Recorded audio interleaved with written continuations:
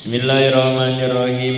Kita lanjutkan pelajaran kitab Tijan Ad-Daruri, kitab yang menjelaskan tentang ilmu tauhid, masih dalam pembahasan sifat kudrat.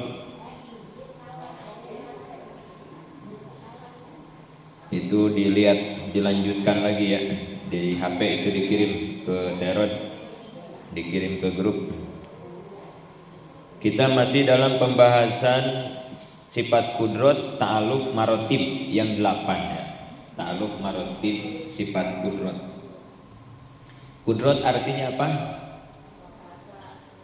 Allah berkuasa. Tidak ada yang berkuasa kecuali Allah. Nah, tahapannya ta'aluk marotib itu begitu ya. Tahapan bagi kita ya, bagi kita nih makhluk, bukan Allah ya. Kalau Allah mah kekuasaannya nggak ada permulaan, nggak ada akhir, begitu ya. Tapi ini mah ke kita, ke makhluk. Dari mana perjalanan tahapan kita sebagai manusia berada di bawah kekuasaan Allah, gitu ya. Kemarin semuanya ada 8. Ta'aluk marotib kudrat itu 8 ya. Yang pertama suluhi qadim. Allah berkuasa dari dulu, nggak ada permulaan. Suluhi qadim itu begitu ya. Kemudian yang kedua qabdoh awal. Qabdoh awal itu berarti Allah berkuasa merencanakan semua yang akan ditakdirkan sebelum makhluk ada. Itu qabdoh awal ya. Di mana direncanakannya? Di Lauh Mahfuz.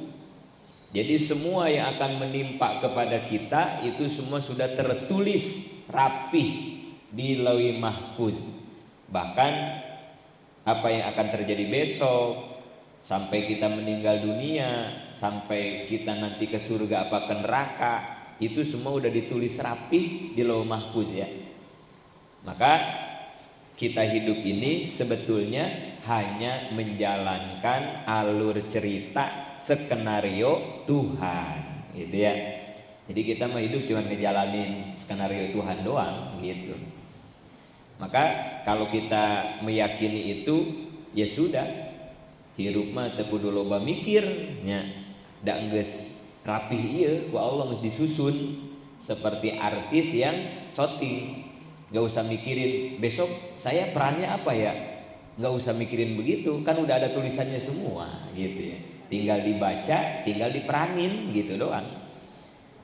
Sekarang mah artis fokus aja, kamu berperan yang bagus hari ini, peran kamu sekarang sebagai apa, fokus yang bagus perannya, urusan besok gak usah dipikirin, kan udah ada tulisannya ini di sutradara. Nah gitu ya, urang ge sarua hirup teu kudu mikiran isukan kan gitunya. Da isukan mah geus aya ieu catatanna. Yang penting hari ini bagaimana kita bisa maksimal ibadah beramal soleh kepada Allah. Kalau diperanin jadi orang sehat, berperanlah jadi orang sehat dengan sebaik-baiknya. Kalau hari ini peran kita jadi orang sakit, berperanlah jadi orang sakit dengan sebaik-baiknya. Kalau hari ini peran kita ke aya masalah, berperanlah sebaik-baiknya menjadi orang yang sedang banyak masalah. Kalau lagi kagak ada masalah, berarti semuanya aja perankan sesuai tugas yang Allah berikan hari ini, gitunya. Udah segitu aja. Yang Allah pinta ayyukum ahsanu amala. Mana hambaku yang paling bagus perannya, gitu ya. Siapa yang totalitas dalam perannya, gitu doang. Yang kaya syukur dengan kekayaan, yang miskin sabar dengan kemiskinan, yang sehat bersyukur dengan sehatnya, yang sakit sabar dengan penyakitnya. Udah gitu aja. Yang lagi ada masalah sabar dengan masalahnya, yang gak ada masalah bersyukur dengan tidak ada masalah. Udah gitu doang kita mudah ya. Gitu aja udah. Gak usah mikirin besok kan itu ya. Karena besok mah udah ada ini tulisannya. Sekarang aja kita mau fokus. La maujuda illallah. Di sini begini sekarang. Bukan besok, bukan kemarin. Sekarang gitu ya. Jadi fokusnya sama waktu saat ini ya. Ayo perankan peran kita masing-masing dengan sebaik mungkin. Yang mana? Yang sekarang ya. Jadi udah rapih qabdah awal itu ya, semuanya udah rapih dicatat oleh Allah di Lauh Mahfuz, kita mah tinggal menjalani saja gitu ya. Nah, selain menjalani, tugas kita itu memilih ya. Memilih apa? Memilih menyikapi setiap takdir gitu ya. Jadi tugas kita menjalani semua ketetapan Allah. Yang kedua, tugas kita itu memilih menyikapi setiap takdir. Kemarin takdir ada berapa kemarin? 2. 1 takdir baik, kedua takdir buruk. Allazi khalaqal mauta wal hidup dan mati. Hidup takdir baik umpamanya, mati takdir buruk. Rukun iman yang keenam, wabil qadari khairihi wasarrihi minallahi ta'ala. Rukun iman yang keenam, wajib percaya terhadap takdir baik, takdir buruk semua dari Allah. Tapi ingat, baik dan buruk kata manusia, karena hakikatnya mah sebetulnya takdir itu semuanya baik. Wa ma khalaqta haza batila. Tidak ada takdir Allah yang sia-sia, semuanya juga baik. Atau karabi jajil wa kullu fi'lika jamil wa fika amalna tawil pajud ala tomiin. Ataukah robi jajil, semua pemberian Allah itu agung. Ataukah robi jajil, semua yang Allah berikan itu agung. Semua takdir Allah itu agung. Gak ada yang remeh temeh, takdir Allah mah gak ada. Atau karobi jajil wa kullu fi'lika jamil, semua yang Allah ciptakan itu bagus. Wa kullu fi'lika jamil, semua yang Allah ciptakan itu bagus, gak ada yang jelek. Mau lagi sehat bagus, mau lagi sakit bagus. Dagang lagi untung bagus, dagang lagi rugi bagus. Anak lagi soleh bagus, anak lagi ngelawan bagus. Kumaha bagus nakunya. Nu ayam mah kesal. Suami lagi baik bagus, suami lagi galak bagus. Hakikatnya ya, hakikatnya. Nah, tinggal di sini ya. Ini tugas kita nih. Bagaimana menyikapi setiap takdir Allah. Nah, di sini tugas kita. Jangan salah sikap, gitu ya. Coba, katimu tuh bagus, nah katimu tuh. Semua takdir Allah itu bagus ya. Ketemu nggak bagusnya? Ketemu nggak? Sehat bagus, sakit bagus, untung bagus, rugi bagus, anak nurut bagus, anak ngelawan. Ketemu nggak bagusnya? Belum ya. Hikmahnya ya, begini, biar ketemunya begini berarti nih. Sehat, kita kan sehat nih ya. Sehat bagus gak? Supaya jadi bagus gimanain? Sehat kita biar jadi bagus gimanain? Hah? Disyukuri. Ya kan? Sehat itu kan bagus. Tapi belum tentu jadi kebaikan kan ya? Supaya jadi baik gimana? Disyukuri. Sehatnya disyukuri. Bagaimana mensyukuri sehat?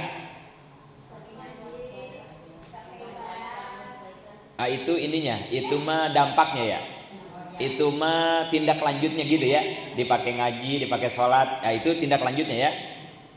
Cara mensyukurinya dulu, kumaha? Cara mensyukuri kesehatan kumaha? Minimal terima kasih. Minimal terima kasih dong kepada yang ngasih sehat dong. Nuhun, alhamdulillah, terima kasih ya Allah. Aku bersyukur ya Allah atas kesehatan ini. Minimal gitu ya. Pernah nggak begitu?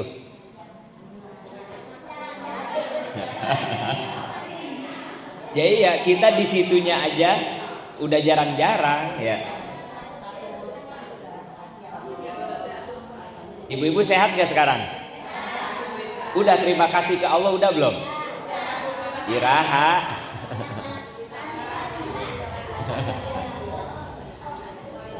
Ibu-ibu, napasnya enak gak? Enggak. Enak kan napas, enak? Enak ya. Udah terima kasih atas enaknya napas? Enggak ya. Bagaimana nikmat kita mau ditambah kalau nikmat yang sudah diberikan aja tidak disyukuri, kan gitu ya. Nah ini permasalahan kita ya. Kenapa nikmat kita nggak nambah-nambah? Kitanya nggak pernah berterima kasih. Kapan kita terima kasih? Sehat, alhamdulillah, napas enak, mata melihat, kuping mendengar, mulut bisa berbicara, enak semua ini ya. Kapan kita terima kasih? Kita masih kurang aja, karena boga duit kurang aja, karena boga hutang kurang aja, karena anak bandar kurang aja, kan itu ya. Nikmat yang ada terlupakan ya. Padahal kalau dibanding-banding secara jujur, banyakan nikmat apa banyakan musibah? Kalau mau jujur mah ya, sehat sama sakit, banyakan sehat apa sakit? Ya Allah, tapi kenapa sih kalau lagi sakit sedikit aja nikmat Allah yang banyak kok jadi lupa? Kenapa sih cuman kurang gak punya duit doang? Kita teh sama Allah gak dikasih duit doang sama Allah ya, sehingga nikmat yang begitu banyaknya sama kita dilupain gara-gara Allah gak ngasih duit. Kenapa sih sekonyol itu kita ke Allah gitu ya? Kenapa kita gitu ya? Ya Allah. Atau nikmat punya duit mah cemen itu mah ya. Ya nggak ada artinya duit mah ya dibanding dengan nikmat sehat. Ya. Coba Waito yang di rumah sakit tawarin sama kita, bisikin, mendingan dikasih 1 miliar tetap sakit apa tetap teboga duit tapi sehat? Ya. Tanya Waito ya. Waito nih dikasih 10 miliar tapi tetap dirawat di rumah sakit, 10 miliar nih duit pegang tapi tetap sakit ya. Apa enggak dikasih duit tapi sehat ayeuna keneh? Sehat sanajan teu boga duit daripada loba duit tapi gering, enggak ada artinya ya. Ini ngaji, bisa ngaji, ini rezeki bukan? Ya Allah. Terus kita mikir begini, orang bisa sholat itu kan rezeki ya. Kita bisa sujud, bisa ruku, Allah itu rezeki nggak ada bandingannya ya. Kita bisa ngaji, bisa nutup aurat, pakai kerudung, itu semua udah rezeki semua. Bisa duha, bisa tahajud, rezeki semua dari Allah. Terus kita berpikir begini, ya Allah saya udah rajin sholat, saya udah rajin ngaji, saya udah rajin ibadah, tapi kenapa duit saya kok tetap aja dikit? Usaha saya kok tetap aja sulit, misalnya ya. Kita ngebandingin sama begituan kan gitu ya. Kok rezeki sholat, rezeki ngaji yang gak ada nilainya dibanding sama pengen punya duit. Walaupun duitnya rezekinya, duitnya rezeki, tapi kan kalau boleh dibanding-banding, atuh gedean nilainya rezeki sholat sama ngaji dong dibanding dengan rezeki dibere duit. Kayak tadi penjelasannya, ibu-ibu milih mana? Dikasih harta melimpah tapi gak bisa sholat, gak bisa ngaji, atau harta kita biasa aja tapi kita rajin sholat, rajin ngaji, kan begitu ya? Atau mendingan bisa sholat, bisa ngaji walaupun duit kita biasa-biasa aja kan ya? Karena nikmat sholat, nikmat ngaji, nikmat tahajud dibanding dengan uang triliunan nggak ada bandingannya. Kenapa kita suka merasa nggak ada artinya dong saya sholat ya? Kok ekonomi saya tetap begini? Ya Allah, konyol amat kita ya. Hati-hati ya, ini buat belajar kita bisa bersyukur ya. Kenapa kita susah banget sih bersyukur kan itu ya. Ayo coba mindsetnya dirubah, cara pandangnya dirubah supaya kita terbiasa mensyukuri nikmat Allah gitu ya. Ingat nikmat yang paling gede ada berapa? Yang gede, nikmat yang gede dari Allah itu ada berapa macam? 4. Ada 4. 1 paling gede nikmat apa?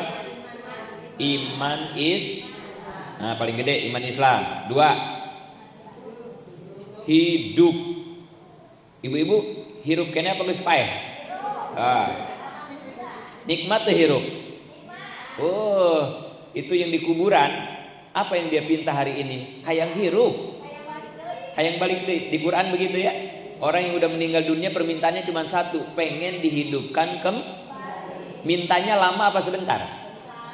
Di Quran sebentar mintanya. Sebentar saja ya Allah hidupkan lagi saya. Urang ayeuna hirup kenehnya. Coba kalau ngelihat yang udah meninggal, kenapa sih nggak mensyukuri hidup ini kan gitunya? Orang yang udah meninggal kan pengen banget hidup lagi. Kita mah masih hidup. Berarti ini nikmat luar biasa. Anu katilu sehat. Ya Allah, kajian teu boga duit ge nu penting sehat ya Allah. Dari sehat mah bisa dengan duitnya. Iya kan? Walaupun kita nggak punya duit, kalau sehat mah kita bisa nyari duit. Daripada banyak uang tapi sakit, nanti uang kita habis dipakai. Iya kan? Mendingan sehat teu boga duit, nanti duitnya bisa dicari dengan kesehatan ya. Tapi daripada uang banyak tapi sakit, yang ada duit habis dipakai berobat. Jadi sehat ini ya Allah. Ibu-ibu sakit gigi nggak sekarang? Nikmat kan? Ya Allah. Nggak sakit gigi, kuping masih ngedenger, jalan masih kuat ya. Hai, biasalah itu mah ya. Itu mah variasi aja. Kita masih bisa tawa kan ya. Ya Allah, akal kita masih normal. Itu kan sehat semua. Alhamdulillah, bukan alhamdulillah doang ya, alhamdulillah banget ya. Yang keempat apa? Bebas. Ya Allah, kita nggak ada ngelarang ya. Coba kalau kita hidupnya di Palestina, di Gaza, bebas gak? Pengen keluar takut kena rudal. Di Palestina mah ya, pengen keluar tuh takut kena rudal. Lagi pada perang, kita mah ya Allah bebas. Mau main ke tetangga, mau nggak pulang-pulang juga diam di rumah tetangga, nggak takut ditembak kita mah. Bebas, bebas. Ini 4 nikmat ini yang harus selalu ditapakuri supaya kita bisa selalu bersyukur. Sehingga kita nggak ngukur lagi dengan nikmat yang belum ada. Maksudnya begitu ya. Ini yang 4 jangan dibandingin sama duit 1 miliar, nggak ada bandingannya nih ya. Ya, ini cara bersyukur. Jadi satu, ketika dikasih nikmat, cara nyikapi nikmat supaya jadi kebaikan harus dengan bersyukur. Syukur itu apa? Minimal alhamdulillah, berterima kasih. Mulainya dari mana? Dari nikmat-nikmat yang paling besar. Jangan kita lupakan nikmat yang besar cuma gara-gara enggak dikasih nikmat yang kecil gitu ya. Kayak sama anak. Anak kita urusin dari kecil ya. Begitu anak minta sesuatu sama kita nggak dikasih, anak kita ngomongnya gimana? Emak pelit banget, gitu ya. Padahal nggak dikasih itu doang satu ya. Kebaikan kita bertahun-tahun ngurus dia hilang ya. Itu manusia tuh begitu ya. Emak koret banget gitu ya. Ya Allah. Padahal kita nggak ngasih juga kan punya pertimbangan, padahal kan gitu ya. Tetap aja di hadapan anak gara-gara itu kita dianggapnya pelit kan gitu ya. Sama teman, sama tetangga sama begitu ya. Nggak dikasih minjem duit sekali, ngomongnya begitu ya. Padahal kita udah nolongin dia berkali-kali kan gitu ya.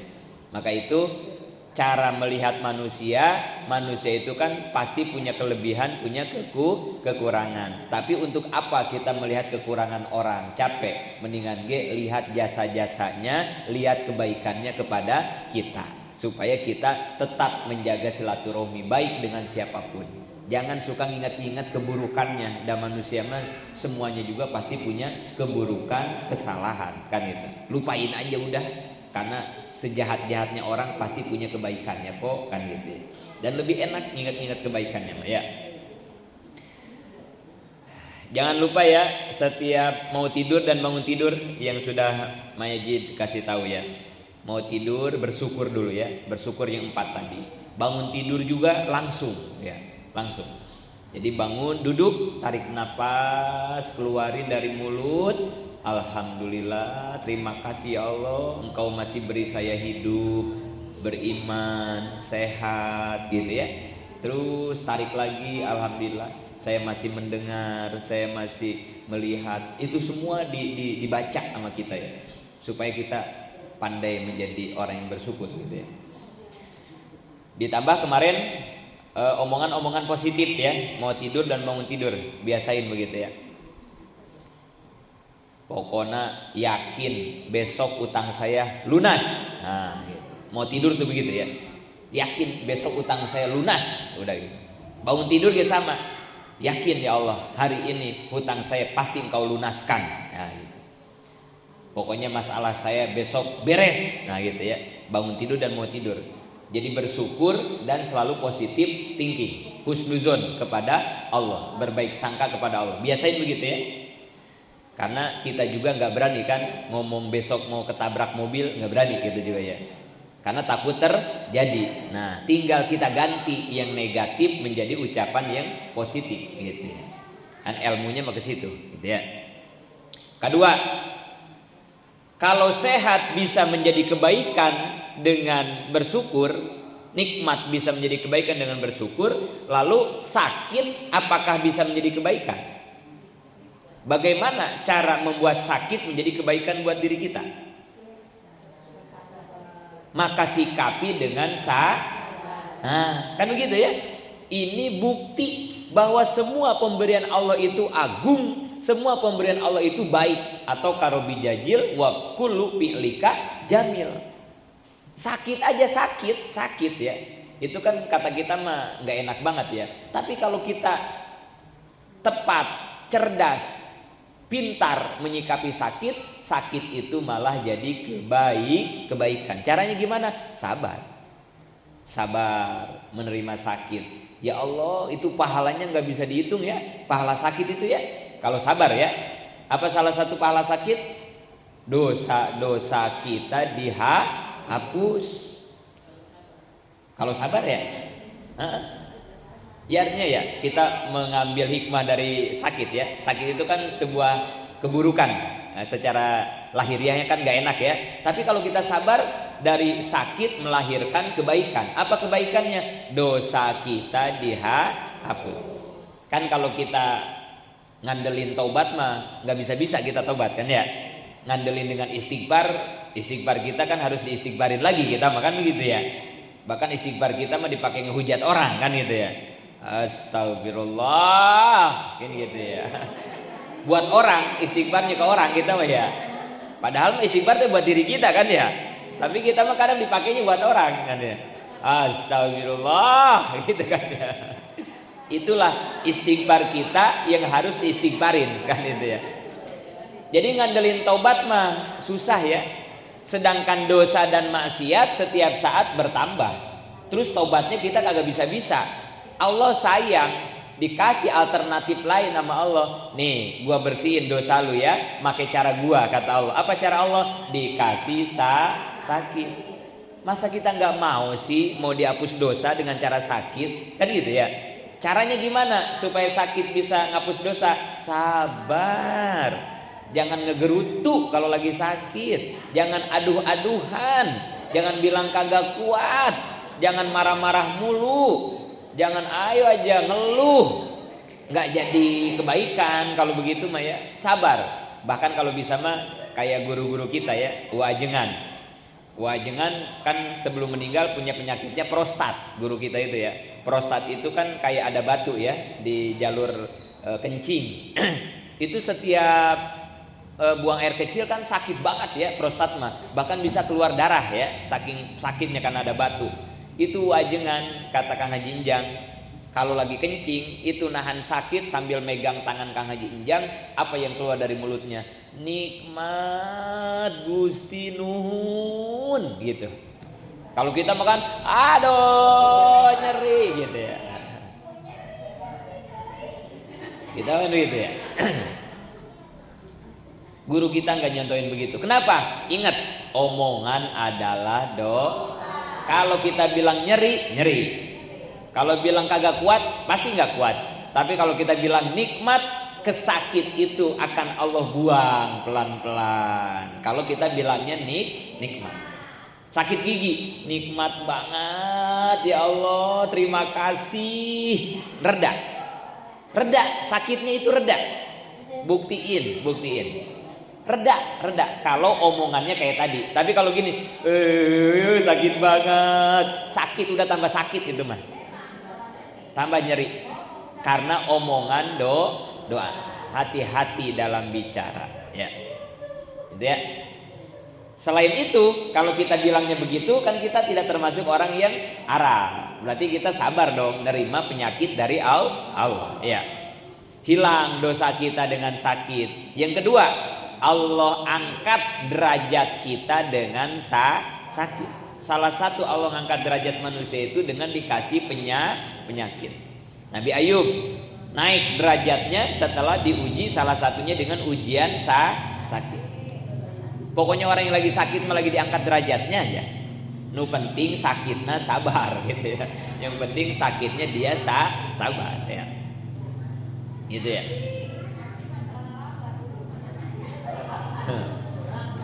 Kaya itu kan bagus. Bagaimana supaya kaya ini menjadi kebaikan? Bersyukur, kan gitu ya. Miskin bagus gak? Jelek lah kalau kata kita ya. Tapi miskin ini bisa menjadi kebaikan, karena hakikatnya Allah semua yang dikasih mau kaya mau miskin bagus, kan gitu ya. Nah, bagaimana miskin supaya jadi kebaikan? Sabar. Dengan miskin sabar. Kenapa? Karena dibalik miskin dengan miskin, kalau sabar orang masuk surga karena miskin 500 tahun lebih cepat, lebih dulu dibanding orang-orang kaya. Itu kebaikan miskin yang Allah kasih buat kita ya. Ternyata dibalik miskin banyak kebaikan. Apa salah satunya? Lebih cepat masuk surganya 500 tahun dibanding orang kaya.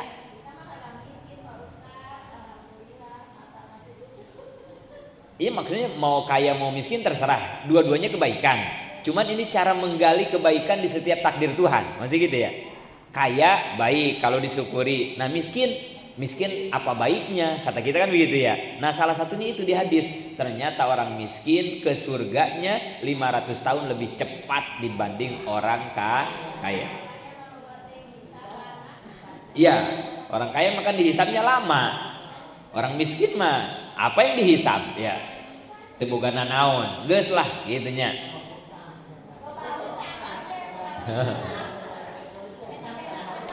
Kemudian orang miskin nih, kebaikan orang miskin dari Allah. Kalau orang kaya Jumatan, orang kaya Jumatan ya, ini laki-laki ya, laki-laki. Orang kaya Jumatan dapat pahala ibadah haji umroh enggak? Orang kaya kalau Jumatan setiap hari Jumat ya, seminggu sekali dapat pahala haji dan umroh tidak? Enggak. Orang kaya mah tidak. Tapi kata Nabi dalam hadis, orang miskin mah setiap dia Jumatan seminggu sekali hari Jumat, maka bagi dia pahala haji dan bayangin. Perempuan sama, perempuan kan Jumatan sholat johornya, berarti perempuan mah dengan sholat johornya. Enggak sama, sholat zuhurnya sama. Jumatannya ya.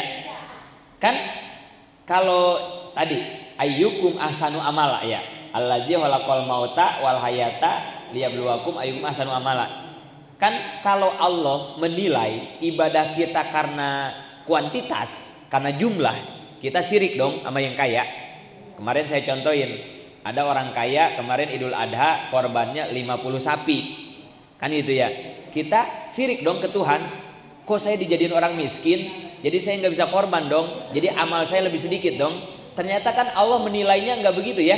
Allah menilai amal kita nggak dari kuantitas ya, tapi dari kualitas. Ahsanu, siapa yang lebih bagus. Karena pada dasarnya peluang itu semua ada. Haji, orang kaya mah hajina kudu ka Mekah karena dia mempunyai uang kan ya. Nggak bisa hajinya orang kaya dengan sholat Jumat, nggak bisa. Tapi yang miskin, emang lu mah kagak sanggup ke Mekah mah buat daftarnya, udah lu mah asal mau sholat Jumat aja, pahalanya sama kayak kamu ibadah haji ke tanah suci. Itu salah satu kebaikan dibalik kemiskinan. Kasurgana pangheulana, hajina cukup dengan sholat Jumat, termasuk kurban. Kurban juga sama ya. Kata Nabi, orang yang pertama datang ke masjid maka sama dengan dia korban 1 ekor onta. Sholat Jumat ya. Orang miskin nih, kalau sholat Jumat datangnya paling dulu. Makanya suami ibu-ibu suruh duluan datangnya ya. Yang miskin ya. Kalau yang kaya udah biarin aja ya. Pokoknya yang miskin mah, ayo Pak duluan supaya dapat pahala haji umroh dan supaya dapat korbannya korban onta. Jumatan kan jam 12, dari jam 9 suami kita suruh ke masjid. Ya, biar gede kan? Nanti kalau dia datangnya di jam kedua, bukan yang pertama ke masjid ya, maka itu pahalanya sama kayak korban sapi. Kalau tadi kan onta ya, sapi. Kalau di jam ketiga itu kayak kambing. Kalau di jam ketiga, di jam keempat itu kayak ayam, kayak korban ayam. Di jam kelima itu kayak korban telur ayam. Kalau yang paling terakhir datang ke masjid, yang di masjidnya udah beres khutbah, ya udah tinggal nungguin qomat, nah itu pahalanya kayak telur cecek kali gitu ya. Jadi udah kecil banget ya. Makanya pokoknya dorong suami kita biar paling dulu datangnya, biar korbannya pahalanya kayak korban onta. Itu ya kebaikan miskin yang Allah berikan kepada kita, ternyata bisa dapat pahala haji, bisa dapat pahala kurban ya. Jadi kembali ya, ternyata jelas tidak ada takdir Allah yang jelek, semuanya juga bagus, tergantung kita menyikapi setiap takdir Allah. Itu doang, itu tugas kita ya. Jangan salah menyikapi takdir yang Allah berikan kepada kita, karena pada dasarnya semua takdir itu baik walaupun buruk kata kita, gitu ya. Kalau kita nyikapinya bener mah jadi baik. Gampangnya tadi gitu, nikmat, takdir baik sikapi dengan syukur, takdir buruk sikapi dengan sabar. Caranya begitu ya, gampangnya mah begitu ya. 3. Naon tilu tanjiji hadis awal. 3 ya. Tanjiji hadis. Apa itu tanjiji hadis awal? Proses pengadaan perwujudan dari perencanaan Allah di qabdoh awal, gitu ya. Jadi kan di qabdoh awal udah direncanain, ini orang bakal dapat duit misalnya. Nah, proses mewujudkan ada duitnya, dapat duitnya bagaimana? Nah ini, bagaimana prosesnya? Innama amruhu iza aroda syai'an ayyakulalahu kun fayakun. Cukup buat Allah bilang kun, mewujudkan sesuatu yang sudah direncanakan di qabdoh awal. Mewujudkan sesuatu yang sudah direncanakan di lauih mahfuz. Cukup Allah bilang kun, kaf dan nun. Cepat ya, mudah. Cepat dan mudah kalau Allah sudah berkehendak. Maka yakini gitu ya. Buat Allah gampang. Teh itu cager hari takene. Tapi emang Allah belum berkehendak cager, ya jalani aja dulu gitu ya. Karena buat Allah kalau mau menyembuhkan seseorang mudah, nggak usah pakai lama, nggak usah pakai susah, gitu ya. Nah ini supaya jadi optimis buat kita. Hirup kieu-kieu banget, iraha berubahna tidak sulit buat Allah kalau mau merubah kehidupan kita. Yang penting tadi jalani aja dulu setiap peran yang aku kasih gitu. Kalau lagi nikmat, kamu harus bisa sabarin bener. Kalau lagi dikasih musibat, kamu harus bisa nikmat bersyukur dengan bener, musibat bisa bersabar dengan bener. Udah gitu aja dulu. Ntar kalau kamu udah jadi orang yang profesionalisme mah, apa yang menjadi hajat kamu dikabul kan gitu ya. Karena buat Allah mah nggak susah kok. Yang susah mah kitanya, yang memperlambat mah kitanya kan gitu ya. Salah satunya, kalau masalah kita pengen selesai, kuncinya apa? Kita kalau lagi banyak masalah nih ya, masalah. Kalau masalah kita pengen beres, kuncinya apa? Sebetulnya kuncinya apa? Kalau kita lagi punya masalah ya, masalah kita pengen beres, kuncinya apa coba? Sadar. Kuncinya satu doang, sadar. Kenapa masalah kita nggak beres-beres? Karena kitanya nggak sadar-sadar. Sebetulnya itu doang ya. Kenapa kita disadarkan dengan masalah? Karena kita lupa mulu sama Tuhan. Coba kalau kita sehat, kapan kita istighfar? Enggak kan? Kalau lagi sehat ya. Tapi kalau sakit gigi, astagfirullah, kan gitu ya. Jadi musibah itu, masalah itu sengaja Allah kasih ke kita supaya kita kembali ingat kepada tuh. Coba ibu-ibu, kalau lagi naik mobil bus, mobilnya enak, supirnya enak, jalannya enak, bacaan mual. Tapi kalau dikasih gempa, goyang mobilnya, atau rem mendadak, pada takbir gak? Astagfirullahaladzim, Allahu Akbar, astagfirullah, kan gitu ya. Jadi kita mah diingetin mulu gitu ya. Karena kita melupa mulu sama Allah, jadi Allah ngingetin mulu dengan cara Allah, kan gitu ya, dengan cara Allah. Artinya apa? Orang yang dikasih masalah, orang yang dikasih sakit segala macam, ini salah satunya ya, salah satunya itu teh untuk mengingatkan kita terhadap Tuhan. Mengingatkan apa? Bahwa Tuhan itu ada, bahwa Tuhan itu kuasa, bahwa Tuhan itu segala bisa, bahwa manusia itu lemah, bahwa kita ini bodoh. Ngingetin itu supaya ego kita turun, sadar kita naik, kan gitu ya. Maka kalau kita ingin segera diselesaikan masalah, kuncinya satu, segera sadar.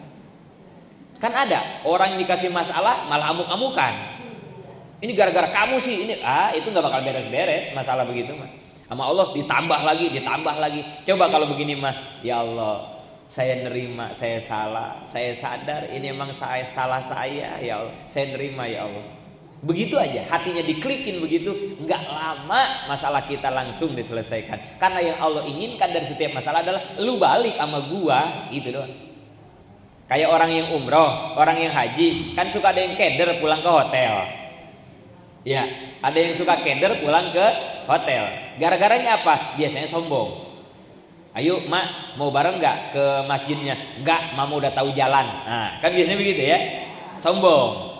Emang kenapa mak? Orang ini tinggal lurus doang tuh kelihatan, kan gitu ya.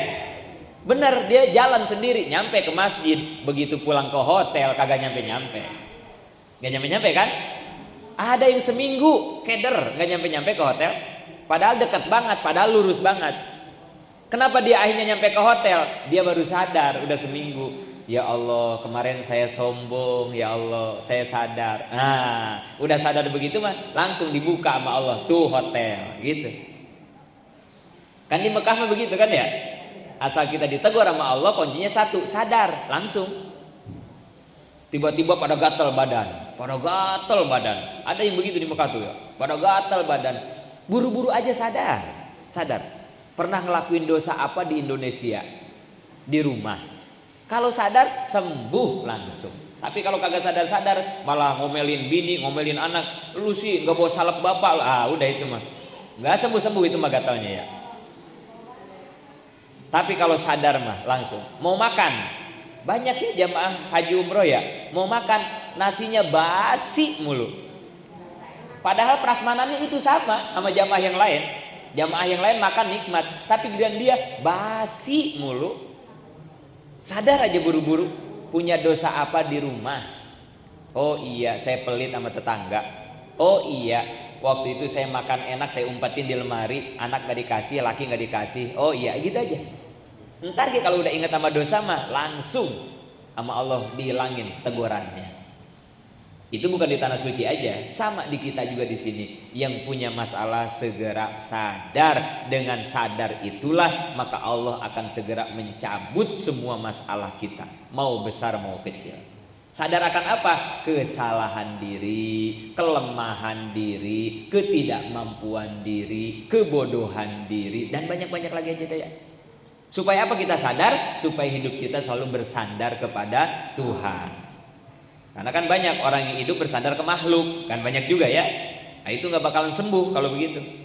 Hidupnya bersandar mulu sama laki, hidupnya bersandar mulu sama anak. Itu udah nggak bisa.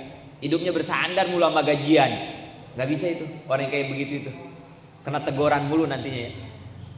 Allah cemburu kalau begitu ya. Kata Allah, Allahus Somad. Allah itu tempat bersandar. Kita bersandar ke makhluk, Allah cemburu, Allah kesal, diduain berarti ya. Hasbunallah wa ni'mal wakil, ni'mal maula wa ni'mal nasir. Kan yang seenak-enaknya berwakil mah kepada Allah, secukup-cukupnya berwakil hanya kepada Allah. Tiba-tiba kita mewakilkan masalah kita ke makhluk, Allah cemburu, nggak suka Allah digituin. Nah itu kita harus sadar juga ke situ ya. Iya ya, selama ini saya bersandar mulu ke makhluk. Apa-apa kalau ada dia merasa tenang. Gak pernah saya tenang kalau ada Allah. Gak pernah saya menghadirkan Allah di setiap masalah saya. Ini kesalahan saya sadar ya Allah. Itu juga harus sadar gitu. Siapa tahu gara-gara itu kita masih dapat masalah kan gitu ya. Segera hasbunallah la haula wala quwata illa billah Allahus somad. Baca semua dalil-dalilnya supaya mengingatkan hati kita. Gitu ya. Jadi bagi Allah tidak ada yang sulit berproses. Allah cukup bilang kun. Dan ingat kata kunci kalau kita lagi dapat masalah, dapat kesulitan, dapat musibah, sebetulnya kata kuncinya satu, supaya kita segera sadar kepada Tuhan. Orang yang pengen selesai masalahnya sadar buru-buru gitu ya. Karena kalau Allah sudah berkehendak gak bakal lama, gak bakal susah. Allah cukup bilang kun jadi. Terus jangan lupa kemarin amalannya kalau lagi baca Yasin, pas baca ini sebutin ya hajat-hajatnya ya. Pas kita baca kun fayakun, sebutkan di hati hajat-hajat kita, masalah kita semuanya. Kalau udah beres baru fasubhanallazi biyadihi malakutu kulli syai'in wa ilaihi turja'un. Kecuali kalau baca Yasinnya bareng-bareng dan kitanya jadi pemimpin, jangan. Tapi kalau di sini mah nggak apa-apa ya. Ini mah kan udah satu ilmu ini mah ya. Satu ilmu udah satu guru. Jadi kalau lagi baca Yasin di sini mah nggak apa-apa, kan udah maklum semua, udah paham ya. Jadi kalau udah baca kun fayakun, yang mimpinnya atau nggak ada yang mimpin juga diam dulu ya, tahan dulu nanti sampai si pemimpinnya melanjutkan fasubhanallazi gitu ya. Sampai di situ mudah-mudahan manfaat. Amin ya.